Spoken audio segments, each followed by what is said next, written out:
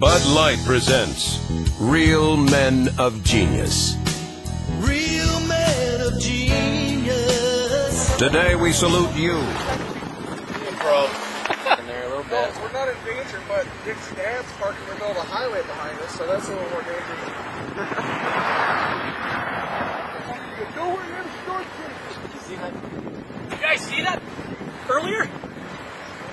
There was almost a tornado down there. I got it on video, just in time. There's a big hail core right there too, gotta watch. Is there a tornado warning for this thing yet? I haven't heard that. It's pretty weird, you should have seen that. It was like 10 miles down the road. You just see it. Cold coming down, some shit coming up from the bottom. Excellent inflow. See, hope you're ready for the next episode. Hey. Let's move. Koops? Yep. Smoke weed every day.